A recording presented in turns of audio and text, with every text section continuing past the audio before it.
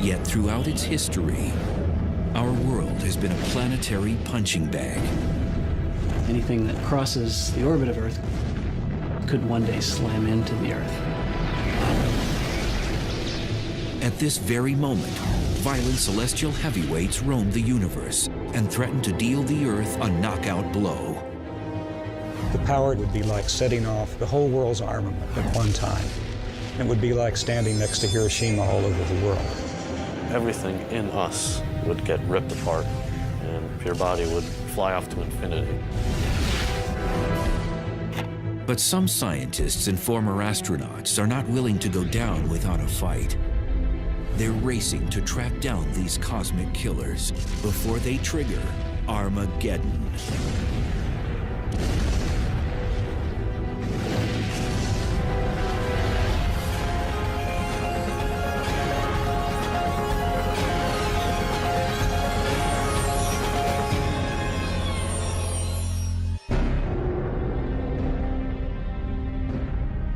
Earth shimmers like a sapphire jewel in our solar system.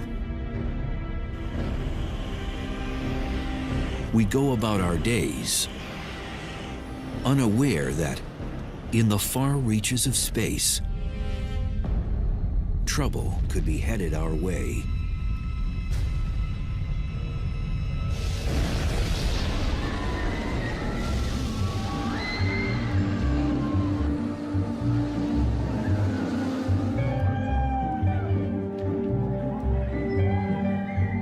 Our solar system is a lot like an amusement park. Earth and most of the other objects carve predictable paths around the sun. Normally, everything is calm and smooth. But at times, things get chaotic and violent.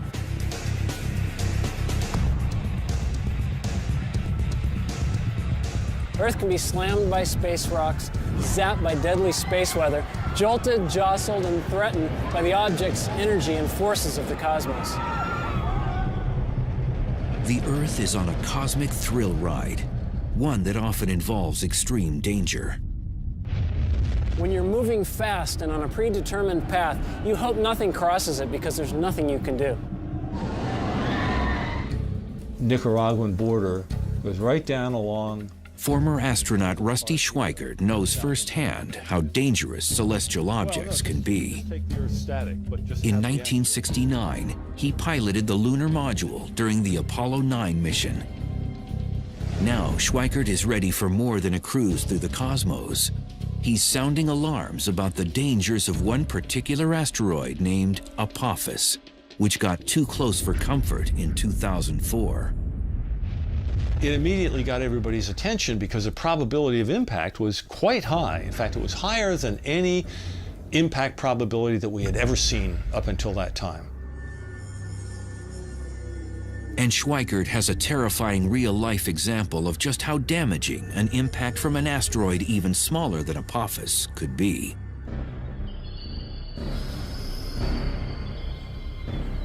June 30th, 1908, 7:15 a.m.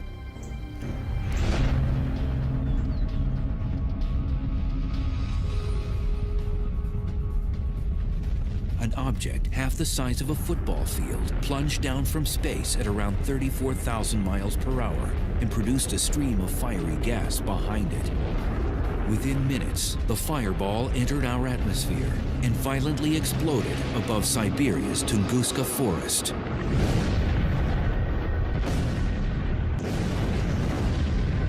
It became the largest explosion on Earth in modern human history.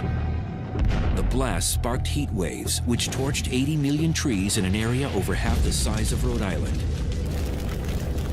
Fortunately, no one died as a direct result of the explosion, because it was in a thinly populated area. If that asteroid hit just a few hours later, it would not have hit Siberia, it would have hit over Europe. And if that had exploded midair over any of the major cities of Europe, 1 million people would have died like that. For the last 100 years, the Tunguska explosion has been shrouded in controversy. Today, many scientists agree an asteroid caused the blast. Incredibly, it never even impacted the ground. Rather, it exploded 5 miles above Siberia's frozen ground. A small stony asteroid can't survive the plunge through Earth's atmosphere. When it smacks into the lower atmosphere, doing about 50,000 miles an hour, it's like an egg smashing onto concrete.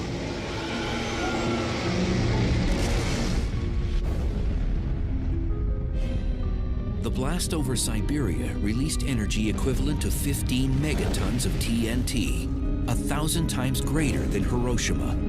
If this were to happen over a large city, it would annihilate it.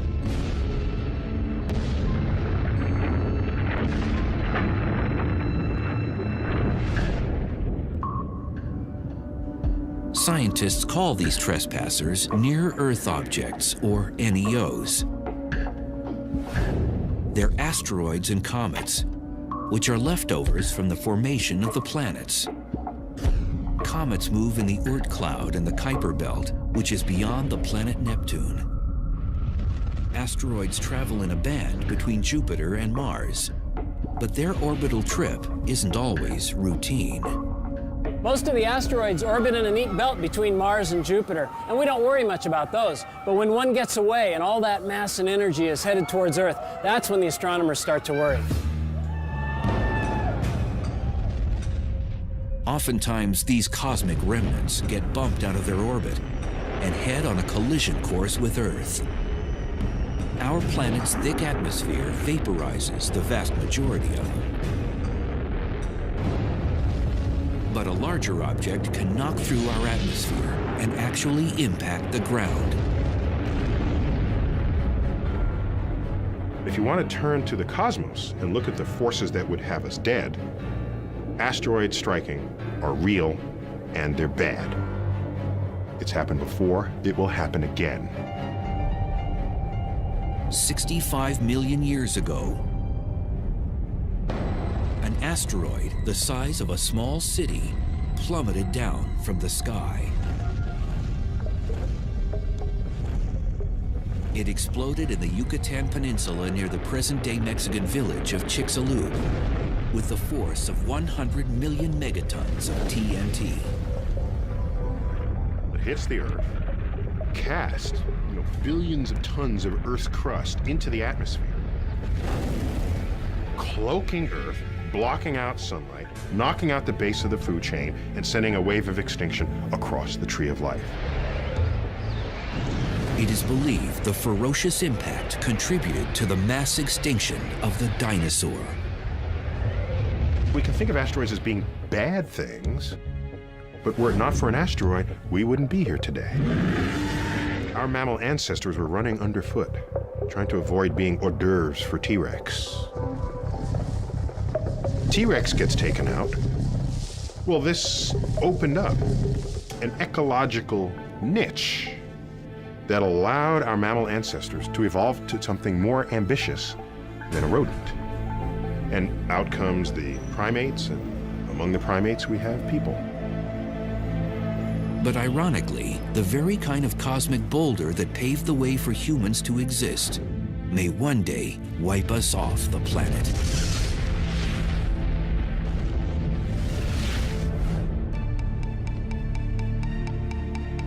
In 1998, Congress urged NASA to detect all the near-Earth objects over a half-mile in diameter or more. And what they found was unsettling. Over 850 NEOs in our vicinity. These asteroids are our closest and most dangerous neighbors in the solar system.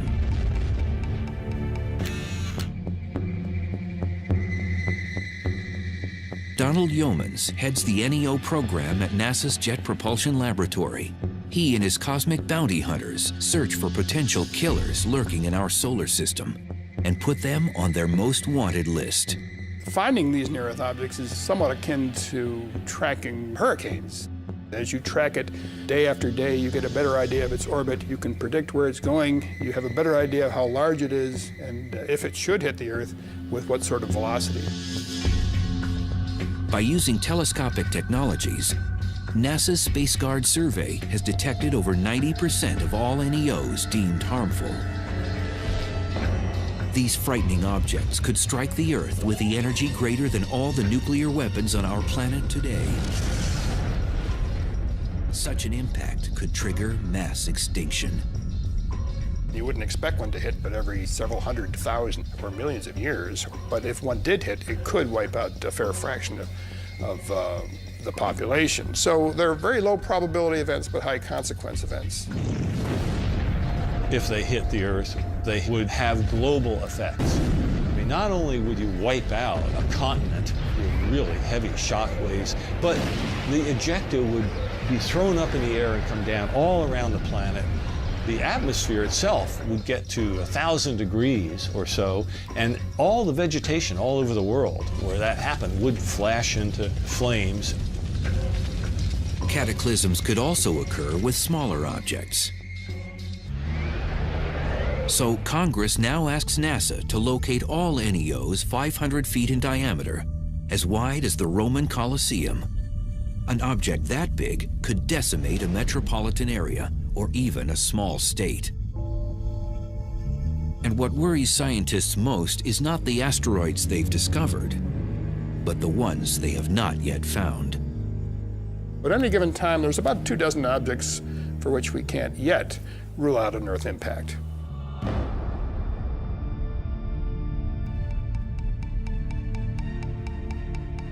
Former astronaut Schweikert has taken the threat of NEOs one step further. He's appeared before Congress to request a special government agency be responsible for protecting the public from space rocks. Today, we have the technology to stop near-Earth objects from impacting the Earth for the rest of history. I mean, we can literally now begin to reshape the local solar system so that our survival is enhanced. The question is, will we? Or will we go the way of the dinosaurs?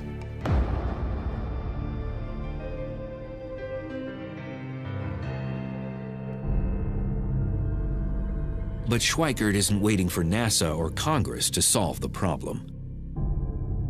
He has his own plans to save the planet from the next asteroid impact.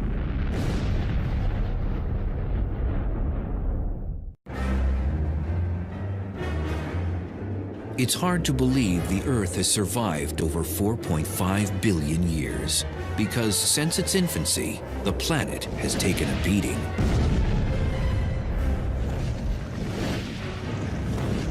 Like a boxer, our world is under constant assault from asteroids that enter our orbit each year. But in the future, Earth could be knocked out. Former Apollo 9 astronaut Rusty Schweikert refuses to be bullied by asteroids. And now he's ready to defend Earth against these harmful rocks. We've discovered that there are these near-Earth objects flying by us all the time. And we've gotten more and more capability to modify our environment to enhance our survival. Schweikert is particularly concerned about an asteroid named 2004 MN4, better known as Apophis. This pockmarked rock, approximately 750 feet in diameter, swept near Earth in 2004. Now it's scheduled to pass dangerously close to our planet again on Friday the 13th in April 2029. So in 2029, Apophis will come closer to us than our own communication satellites orbiting the Earth. It will be so close that people who are in the right place will be able to see Apophis go by the Earth with your naked eye. You won't even have to have binoculars. That's how close that asteroid is going to come. Apophis has an over 99% chance of missing the Earth in 2029. But if Apophis passes the Earth at a distance of exactly 18,893 miles, it may pass through a gravitational keyhole, a narrow region in space a half-mile wide. If this happens, the Earth's gravity could upset Apophis and change its trajectory. It could cause it to return and hit Earth 7 years later, on April 13th, 2036. The gravitational effect of the Earth will cause it to bend cause the Apophis orbit to enlarge to precisely the size which 7 years later it will come around and hit the Earth. At the present time, Apophis has a 1 in 45,000 chance of delivering a deadly blow in 2036. But even these odds have scientists placing bets. It's one thing to know that there's maybe 1 chance in 45,000 that it's going to hit the Earth, but what you'd like to know, is there 1 chance in 100? Is there 1 chance in 10? Is the probability 1 that it's going to hit the Earth?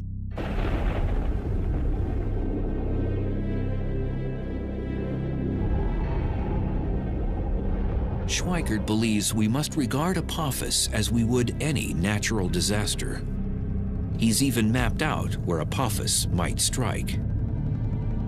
You have the date of the impact, the time of the impact, the orbital inclination, and you can make a map. And what that map shows is what I have called a path of risk that goes all the way across the planet. And I look at this and I see a high probability of impact and I say, whoa, you know, where might it hit?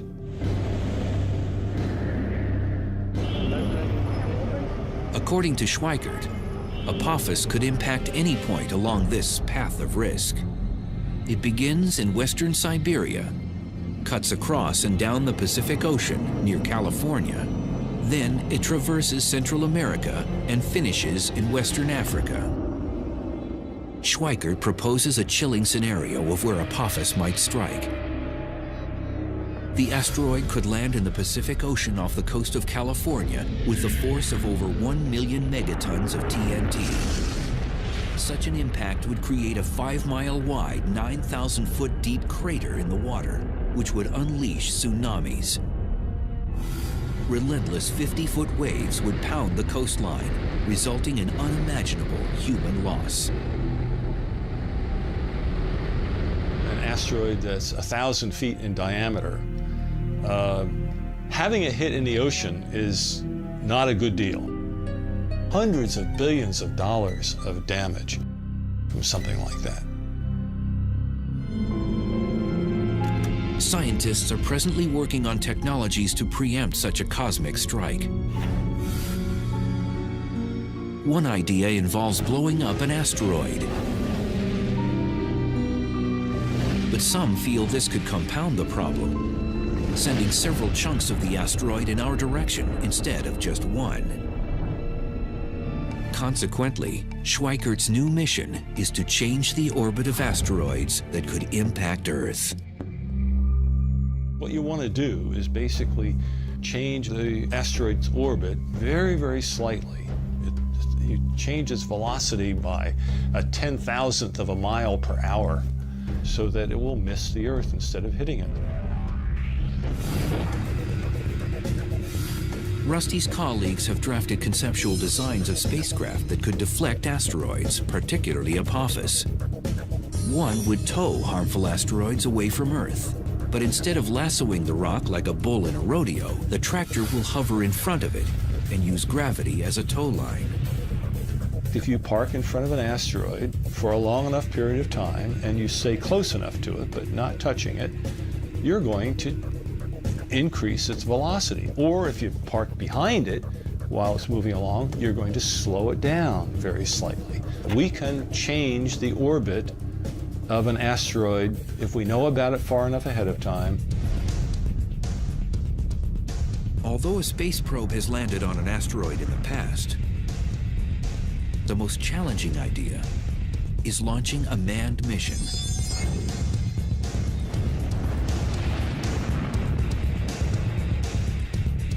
Once landing on the rock, astronauts could mount a radio transponder to track its whereabouts. You could just use a robotic mission to go to an asteroid, land, grab a sample, and bring it back. That's not that difficult. What you gain by a manned mission is they can react to interesting areas on the asteroid surface. They could go here, there, and they wouldn't have to rely on remote navigation. Nicaraguan border. Schweikert insists we should remain on high alert regarding asteroid Apophis, and his cause hasn't gone unheard. Now the United Nations plans to draft a treaty which will include who will be responsible for deflecting killer asteroids. That would be a real crime if we are so irresponsible, knowing that this is going to happen, that we continue to do nothing about it.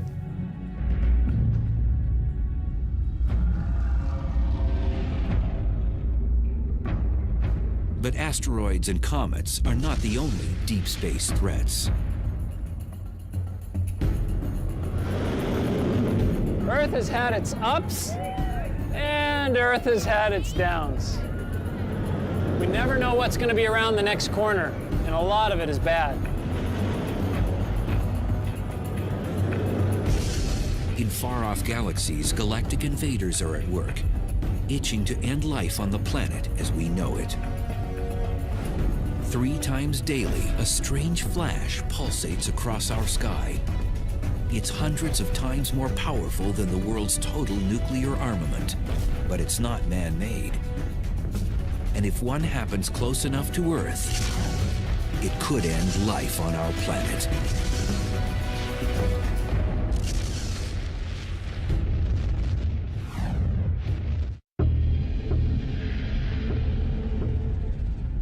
Most Earthlings are unaware of the potential hazards in space, but the list is long and growing.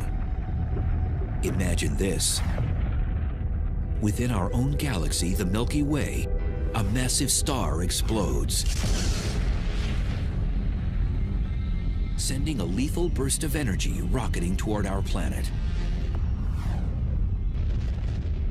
This is a gamma-ray burst, the biggest explosion to rock the universe since the Big Bang. In the cities and countryside below, there's no warning of what's about to happen. And then it strikes. It would be equivalent to standing 1 mile away from Hiroshima, any place on the Earth. The potent radiation cooks the upper atmosphere. Our ozone layer roasts. Across the hemisphere, human beings burn to death from radiation 100 times the fatal dose. The disappearing ozone layer causes increased temperatures around the world, triggering cyclones, tsunamis, and hurricanes. Most life on the surfaces of land and water incinerates. This may seem like science fiction, but it could happen if a gamma-ray burst hit Earth from 100 light years away. Gamma-ray bursts are the brightest explosions in the universe. Because they're so far away and yet still so brilliant, they must involve an enormous amount of power. As much energy as the sun will emit in its entire 10 billion year lifetime.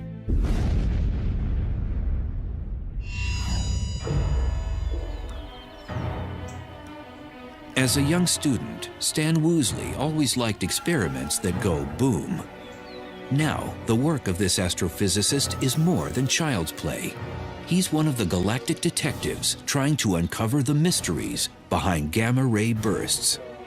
We know there are many planets and many stars throughout the cosmos, so there may have been countless civilizations that were destroyed by gamma-ray bursts. These peculiar beams of radiation were first spotted in the 1960s. At first, most astronomers believed these gamma-ray bursts must exist in our own galaxy, the Milky Way, because they're so bright. There were reasons for that. One was that if they were outside the galaxy, the energy was almost unbelievable.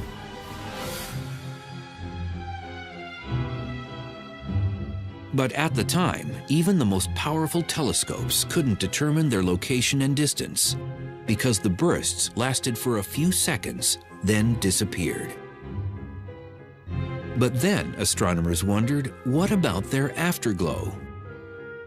Cosmic explosions typically leave behind some luminous residue that sometimes lasts for days or weeks. In the late 1990s, satellites used upgraded optics and X-ray detectors to finally capture a gamma-ray burst's afterglow. It became clear that gamma-ray bursts actually were cosmological, coming from very far outside of our galaxy, from millions and billions of light years away. And that meant their energy had to truly be astronomical. To get some idea of how incredibly bright a gamma-ray burst is, you could represent the brightness of our sun by this relatively dim LED, and we could represent the brightness of the gamma-ray burst by the very, very intense searchlight that's behind me. Isn't that incredibly bright? Unfortunately, with this comparison, the searchlight is not nearly bright enough to represent fully the gamma-ray burst, and in fact, we would need 100 billion such searchlights to have an adequate comparison. The gamma-ray burst is equivalent to the brightness of 1,000,000 trillion suns. These massive bursts could decimate Earth. But what causes them? We are quite convinced that the common gamma-ray burst comes from the death of a massive star, at least 10 times the mass of the Sun. And such stars are quite rare, by the way. Woosley masterminded a groundbreaking model of how gamma-ray bursts may be created. When an extremely massive star dies, it collapses into a black hole. Black holes are created when a collection of matter collapses to such a high density that light itself cannot escape. But Woosley proposes that some of the star resists getting sucked into the center of the black hole. As a result, a high-speed spinning disk of matter forms around it. Within seconds, jets of plasma shoot out from its rotational poles. These beams of energy unleash dangerous gamma rays into space. If you can imagine just trying to squeeze a fruit or some kind of sphere of some object into a very small space, things are going to squirt out. And in this case, the squeezing is done very rapidly, and you're talking about a huge amount of mass. At the same time the gamma ray bursts are ejected, the collapsing star explodes or goes supernova to the extreme. One of the reasons gamma-ray bursts are so incredibly bright is that they take an enormous amount of power and then they focus that power into a very small portion of the sky. For every 300 gamma-ray bursts that go off, only one is pointed in our direction, and so we only see one of those 300. Even if a gamma ray burst were to occur not 100 but 1,000 light years away, the Earth could still face apocalyptic destruction. If a gamma-ray burst happened within 1,000 light years of the Earth, then it would be approximately 500 times brighter than the Sun and emitting gamma rays. The energy delivered to the Earth's upper atmosphere would be like 100,000 megatons of nuclear explosions. The ozone would be depleted. We'd have acid rain, but we'd also have flash burns, incineration of vegetation, perhaps something resembling nuclear winter. So there could be a global extinction of many species. Now, the far side of the Earth would be a special place to be, because gamma rays don't go through the Earth, and if you were on the other side, you wouldn't get flash burned. But the effects of depleting the ozone and changing the composition of the atmosphere would eventually come to the other side, and there the effects are unknown. Statistically, this ghastly scenario has a 1% chance of happening once in the Earth's entire lifetime. But even these odds aren't reassuring if you're living on the planet at that very moment. If you're caught in the beam, that's a bad day for you. If one of these happens in your galaxy and that beam is coming your way, go hide in a cave, because this is very high energy radiation. It's the kind of energy that will decompose your molecules, and you just don't want to be around when that's happening. There currently are no defense measures to shield us from gamma-ray bursts if they happen close to Earth. They travel at the speed of light, 186,000 miles per second. By the time we detect them, they will have already struck our planet. Gamma ray bursts could pose a hazard to the Earth or to anything living that came within their bore site. But as we've seen, they're very infrequent. And there are other things in the heavens and on the Earth that are much more dangerous. Cataclysms routinely erupt in some corner of the universe.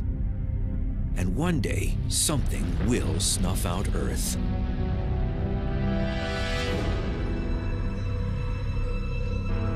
Most of the time, our ride around the sun is gentle and uneventful like this Ferris wheel. And as long as nothing gets in our way, we could go on like this for millions of years. But sooner or later, we know that this smooth ride will come to an end. We just don't know when. Sadly, our planet's ultimate demise will probably come from the very thing that provides us life.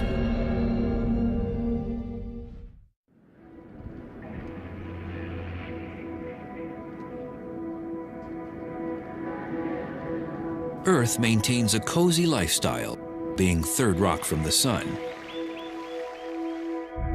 For over 4 billion years, the sun has been an ally, warming and feeding our planet. But in time, our solar heater will become our enemy. The sun and the Earth have a unique relationship to each other. The Earth has a particular temperature, it's a particular size, it has life on it, and oceans, and those things depend on the sun. The sun is at the root of the existence of life on the Earth, and the sun will be at the root of its demise as well. Earth's relationship with the sun will become dysfunctional when our solar mother really turns up the heat. The sun gets hotter because it's burning hydrogen into helium. 4 hydrogen atoms become 1 helium atom. That means there are fewer particles bouncing around inside the sun. And that process basically means that the sun has to get hotter and brighter to hold itself up. As the sun's core gets hotter, its outer parts will swell in size and turn red. If you have a bonfire, you have all this wood there, you build it up, and at some point enough logs get burnt and the thing collapses and you get this huge burst of sparks and it gets much brighter. In a sense it's like that because the sun is right now burning hydrogen into helium, and the helium is the ash of that, if you like. And then as the sun collapses enough, the ash relights and the helium burns into carbon. And that's when things get really hot. At this point, the sun will expand into a red giant and incinerate most complex life on Earth. When the sun becomes a red giant, it will grow to 30 times its size. So the surface of the sun will actually be out beyond the orbit of Mercury. The luminosity of the sun will go up by like 1,000 times. And that's going to make the Earth so hot that the outer crust, the rocks, the solid part of the Earth, will melt. The whole planet would be a glowing ball of lava. The sun will fry the inner planets, and even though the sun will become red and cooler, the Earth will be much hotter. Just leave the Earth a burnt cinder, like a charcoal briquette. So that would be bad for life on Earth. And the Earth's hellish fate isn't over. As a red giant, the sun will fluctuate in size before collapsing into a white dwarf. The sun that was huge suddenly becomes the sun that's very small and extremely dense. It's only about the size of the Earth, sitting down there at the center of our solar system, very much fainter than it used to be, and then everything cools off. And then that object is no longer generating energy either, so it begins to cool as well. So the final fate of the solar system will be to cool off and freeze. Humans will probably have relocated to another planet or become extinct before the sun turns Earth into a snowball. However, the sun may dry up our world much sooner. If the sun doesn't get us at the time of the red giant phase, it may well get us earlier by just becoming bright enough to cause the oceans to evaporate. Water is an essential component for all life. And so if the Earth actually loses all its water, then that's another reason why life might disappear from the Earth, and it would again be the sun's fault. There may be ways for Earth to win a stay of execution. As the sun is swelling, it also begins to lose mass much more rapidly than it's losing it now. And of course, if it's getting less massive, it has less of a hold on the Earth will move further out into a larger orbit. And so it's kind of a race between the growing sun and the growing heat from the sun and the Earth actually moving, a little bit away from that fire that's getting too hot.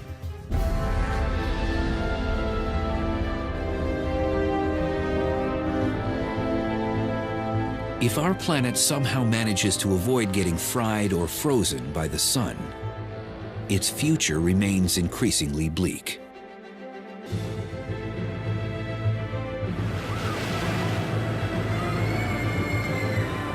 This place is full of adventure.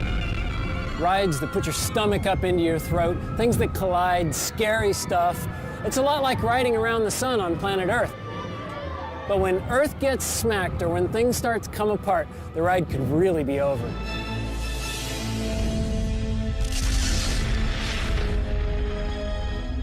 I don't know what that means for the universe to end, because I like time.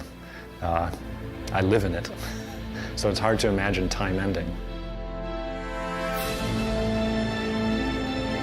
Today, scientists contemplate our inevitable fate. In the distant future, the Earth and the entire universe may face the ultimate cosmic monster.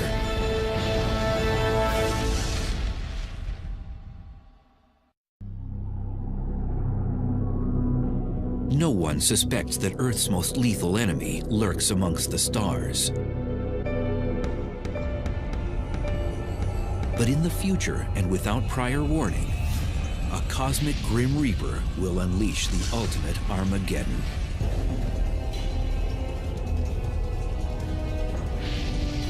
The dark villain will stretch apart the universe. Galaxies themselves will split apart. Stars and planets will tear to shreds.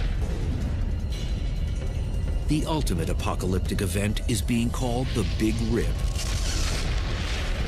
And when it begins, it won't stop until every atom and nuclei in the universe are mincemeat.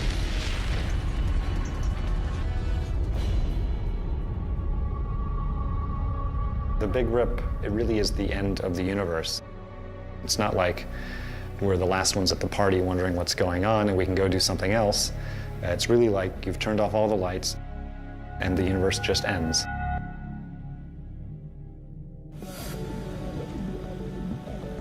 Innovative physicists Robert Caldwell and Mark Kamiankowski proposed the notion of the Big Rip, a grim hypothesis about the final fate of the universe. We used to think that the universe, which is currently expanding, could reach a point of maximum expansion. The Big Rip is the idea that the expansion will not only continue and accelerate, but rip everything apart as it does so. Caldwell and Kamiankowski calculated that the universe is expanding at an alarming and increasing pace, and that something is sucking everything outward like a vacuum. Acting like a galactic vice squad, these young scientists hunt for the cosmic killer. They believe a mysterious phenomenon called dark energy may be the culprit. Figuring out what dark energy is probably the #1 goal of cosmologists today. Dark energy is dark, so you can't see it. We can feel what it is. We feel it through its effects on the gravitational behavior of the universe. There could be some dark energy in this room, under the chair. It's only when you look at its properties on really big cosmological length scales, billions of light years across, that you start to see the cumulative effects of the dark energy. It causes things to be pushed farther away from each other and contributes to the expansion of the universe in a quickening pace. Edwin Hubble, whom the Hubble telescope is named after, first discovered the universe is expanding back in the 1920s. But it wasn't until 1998 when a crack team of scientists measured that this expansion is moving like a runaway train. A nice analogy is to imagine that the universe, our three-dimensional space, is like the surface of a rubber balloon that I'm blowing up. Okay, I'm going to blow up the balloon as a demonstration of the effects of the expansion of the universe. As the balloon gets bigger, that's the depiction of the expansion of galaxies. There's galaxy. Another one. Where's our galaxy? Okay. We live there. Okay, that's our home. As the universe expands, every other galaxy gets farther away from us.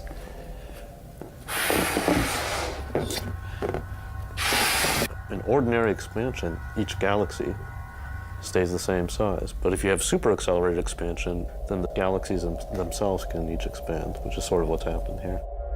If I could blow it up fast enough to depict a big rip, then the balloon would explode. That's like space-time not being able to take it and coming to an end.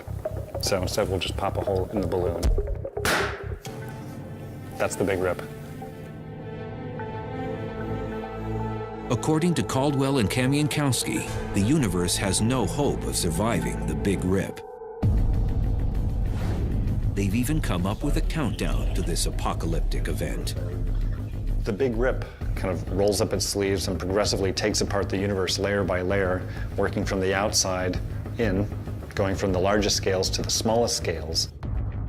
1 billion years to pull apart clusters of galaxies, then hundreds of millions of years to pull apart galaxies themselves, and then down to the size of a solar system, we're talking hundreds of thousands of years, and then to tear apart the Earth itself would take less than an hour. It's kind of interesting to think about what that would look like. If I'm in my protective capsule watching things happen, I would see this wall of darkness that starts coming towards us. I would no longer, at that point, be able to see any stars. The Earth, layer by layer, will be peeled off and ejected away.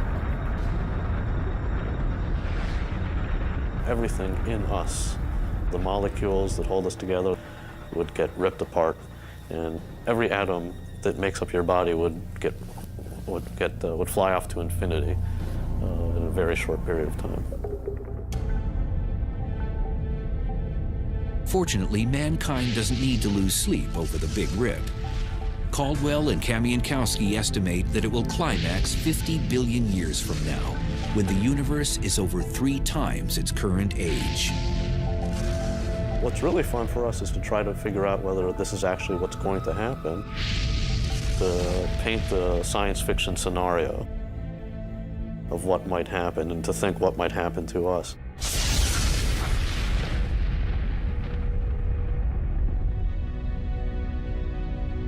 Deep space threats are real.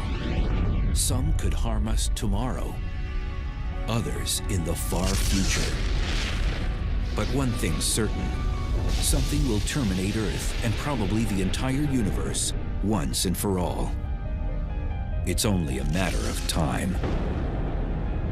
It's useful to sometimes think about how fragile our life is here on Earth, that maybe we aren't going to be here for eternity.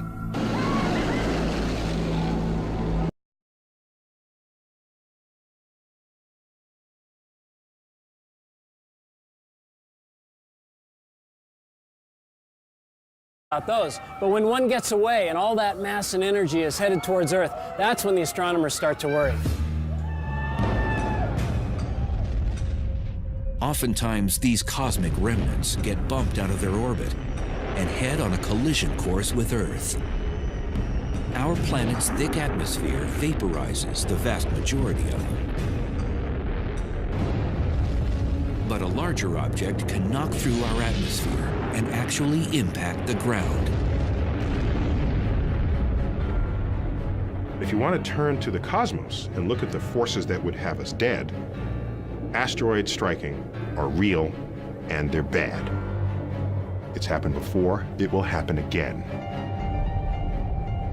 65 million years ago, an asteroid the size of a small city plummeted down from the sky. It exploded in the Yucatan Peninsula near the present-day Mexican village of Chicxulub with the force of 100 million megatons of TNT. It hits the Earth, cast, billions of tons of Earth's crust into the atmosphere, cloaking Earth, blocking out sunlight, knocking out the base of the food chain, and sending a wave of extinction across the tree of life. It is believed the ferocious impact contributed to the mass extinction. Yet throughout its history, our world has been a planetary punching bag. Anything that crosses the orbit of Earth could one day slam into the Earth. At this very moment, violent celestial heavyweights roam the universe and threaten to deal the Earth a knockout blow. The power would be like setting off the whole world's armament at one time. It would be like standing next to Hiroshima all over the world. Everything in us would get ripped apart, and your body would fly off to infinity. But some scientists and former astronauts are not willing to go down without a fight. They're racing to track down these cosmic killers before they trigger Armageddon.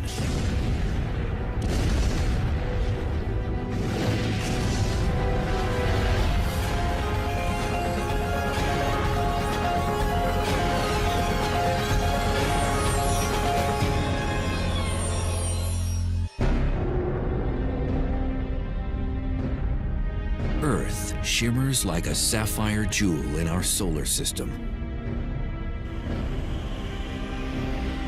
We go about our days unaware that in the far reaches of space, trouble could be headed our way.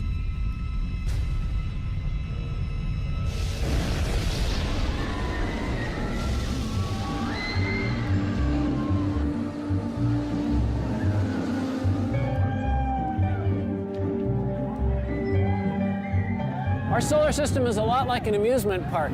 Earth and most of the other objects carve predictable paths around the sun. Normally, everything is calm and smooth. But at times, things get chaotic and violent.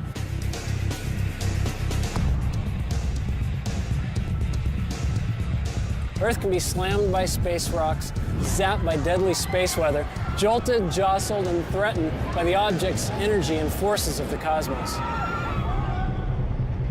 The Earth is on a cosmic thrill ride, one that often involves extreme danger. When you're moving fast and on a predetermined path, you hope nothing crosses it because there's nothing you can do. Nicaraguan border goes right down along. Former astronaut Rusty Schweikert knows firsthand how dangerous celestial objects can be. In 1969, he piloted the lunar module during the Apollo 9 mission. Now, Schweikert is ready for more than a cruise through the cosmos. He's sounding alarms about the dangers of one particular asteroid named Apophis, which got too close for comfort in 2004. It immediately got everybody's attention because the probability of... For the last 100 years, the Tunguska explosion has been shrouded in controversy. Today, many scientists agree an asteroid caused the blast. Incredibly, it never even impacted the ground. Rather, it exploded 5 miles above Siberia's frozen ground. A small, stony asteroid can't survive the plunge through Earth's atmosphere. When it smacks into the lower atmosphere, doing about 50,000 miles an hour, it's like an egg smashing onto concrete.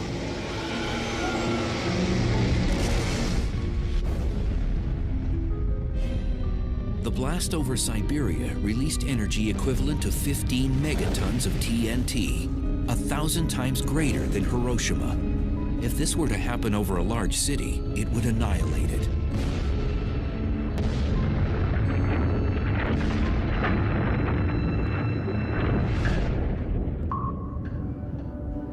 Scientists call these trespassers near-Earth objects, or NEOs. They're asteroids and comets, which are leftovers from the formation of the planets. Comets move in the Oort cloud and the Kuiper belt, which is beyond the planet Neptune. Asteroids travel in a band between Jupiter and Mars, but their orbital trip isn't always routine. Most of the asteroids orbit in a neat belt between Mars and Jupiter, and we don't worry much about it. The impact was quite high. In fact, it was higher than any impact probability that we had ever seen up until that time. And Schweikert has a terrifying real-life example of just how damaging an impact from an asteroid even smaller than Apophis could be.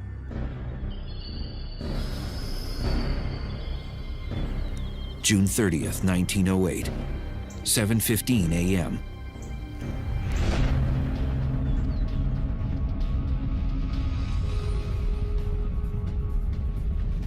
An object half the size of a football field plunged down from space at around 34,000 miles per hour and produced a stream of fiery gas behind it. Within minutes, the fireball entered our atmosphere and violently exploded above Siberia's Tunguska forest.